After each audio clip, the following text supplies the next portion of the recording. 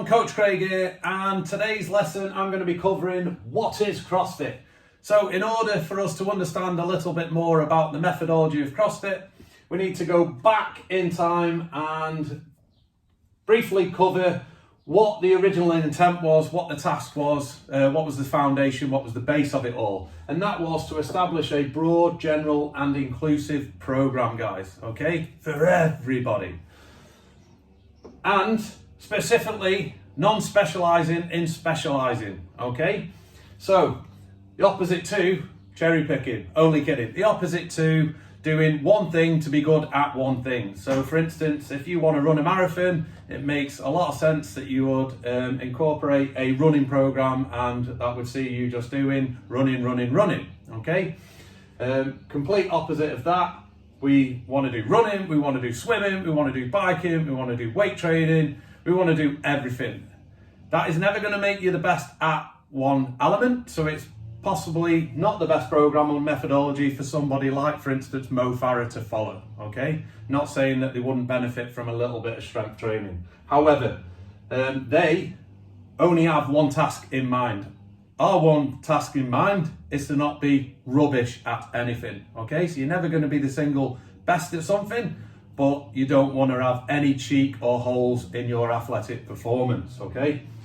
So they then come up with a methodology, and the methodology is constantly varied, functional movements executed at high intensity, okay? Or simply put, constantly varied, high intensity functional movements. And we're going to break each one of them down. That's the methodology, guys. That is our definition of CrossFit, but it's very unimpressive to anyone outside of the geeks that need a rigid, can be measured explanation. If you were to give that explanation to your friend, to your loved one, that you were trying to explain what it is that you do or try and get them involved into the program, then it's going to be very unimpressive.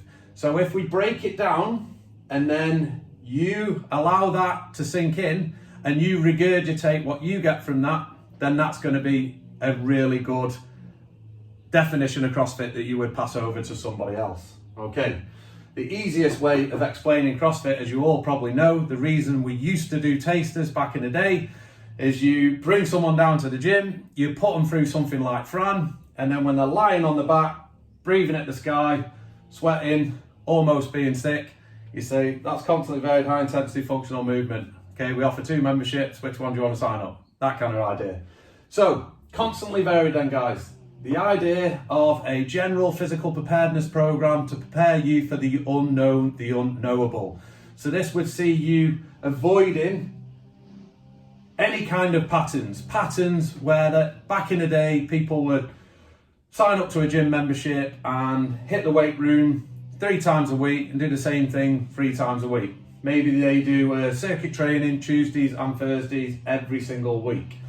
Maybe they do a running program or hit the treadmill 3 times a week and then do some strength elements on the days in between, okay? What they learned back in the day was segmented training only ever produced segmented results. So we were very good at this in the military, or we thought that this was a great way of training. The police, the fire brigade, all them kind of units, similar sort of ideas of preparing for the unknown, the unknowable. So what do we need to do? We need to get fitter, but we also need to be stronger. But the problem with that, if you do running on a Monday and deadlifting on Tuesday, the first time that you're ever tasked in life with putting running and deadlifting together, it'll be like you've never ran before and you've never deadlifted before. So segmented training only ever produces segmented results. Okay, the idea that what you don't do is what you suck at is what we really like. So, like I said, you're never going to be the best at running, you're never going to be the best at swimming. But the idea that we take on this approach is that if you do everything and you do everything little and often, you'll never be really rubbish at anything.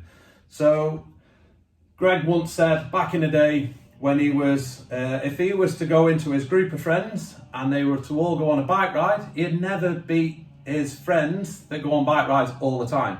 But if he takes them friends and goes out on a run, he'll beat them. If they go into the gym and do some weight training, he'll beat them. If they go into a swimming pool, he'll beat them. And you can apply that principle to everything else then. So take your running mate, try and beat him at running, you won't beat him at running, but you'll beat him on the bike, you'll beat him in the pool, and you'll beat him in the weights room. That kind of a analogy, guys.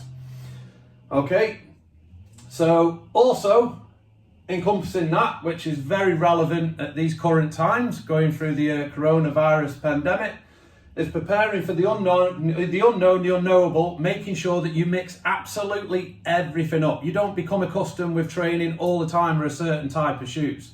You don't become accustomed all the time training with your top off. You don't come accustomed to training every single morning. If you train every single morning, you're probably good for nothing come 7 p.m. If you train every night at 7 p.m, you go on Aldi, kids start bouncing on your face at 0600 hours, and you're probably good for nothing. So the idea would be just make sure you have no distinction and no pattern in absolutely everything that you do. Every element, guys. You switch the program around, you do strength then, you do a long aerobic cycle, you do short anaerobic cycles, and you blur the line of distinction of any kind of pattern that you could create.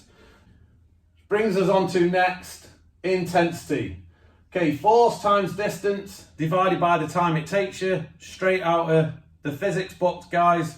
So moving a large load over a long distance very, very quickly, i.e. the method of power. The more powerful something is, the more intense it is. The more intense something is, the more power it produces, okay? So you keep getting that bang for your buck. What it's not is visible, guys, but measurable, i.e. you can measure force times distance divided by the time it takes you. As long as you've got a ruler or a method of measuring something, i.e. the distance, and then calculating the weight that you're using. So for instance, may it be a weight with the kgs amount on, and then you've got a stopwatch, you can do that and you can measure a power output, okay?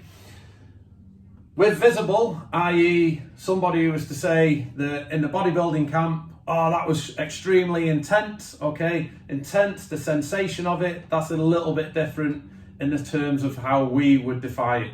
So going red in the face, veins coming out, all that good stuff, guys. As a correlate, it's not an accurate measurable amount of how you could define how intense something was.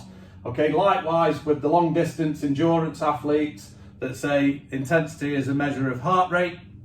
Okay, I would love to believe that, because I wouldn't choose to go for a 12-mile run and then check out on my watch that I've been doing like 200 beats a minute. Oh, that was flipping intense. I'd rather just go base jumping, stand at the edge of a cliff, look over the cliff. My heart rate now is probably on about 4,000 beats a minute, so I'm going to get super, super fit. And I choose to do that because I think that would be a more exciting option than going for 12-mile runs every single day. So that's what it's not, guys. It's not a visible sensation. It's got to be a measurable attribute, the way we would define it.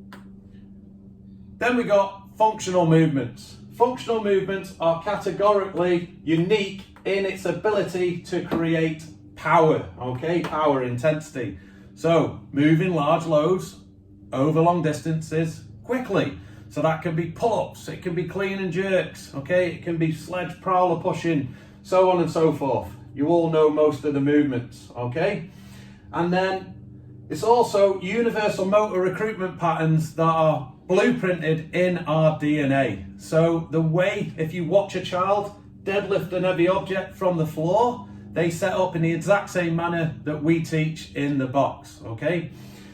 The way that you would clean and press a sandbag up onto the scaffolding on a building site is the same way we would clean and press a dumbbell, kettlebell, barbell, so on and so forth, okay? It is our basic human movement, guys, that are most common in tasks in day-to-day life.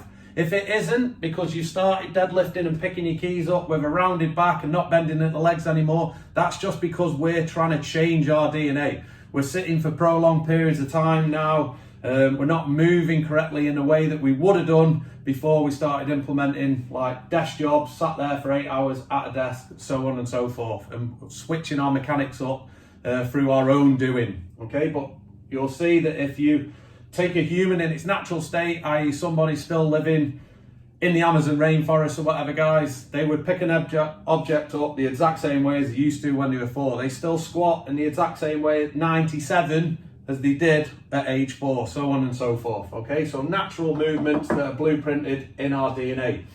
Also, they are core to extremity movements, okay? They don't start out here and then end here. They start here and the wave of energy goes through from the largest muscles out to the smaller muscle groups. So core to extremity. They're also compound, i.e. they're multi-joint. So if you think of it, everything that we do, the joints all move in unison or one after the other, guys, using lots of muscular expression all in one single moment. Unlike the classic gym movements that we used to see with a bicep curl, where you're only isolating using one single joint, and hence the reason that would be so redundant in day-to-day life, because then to drink your pint, you then have to do this other rotation and use a second joint. So it's not something that we'd see in day-to-day life.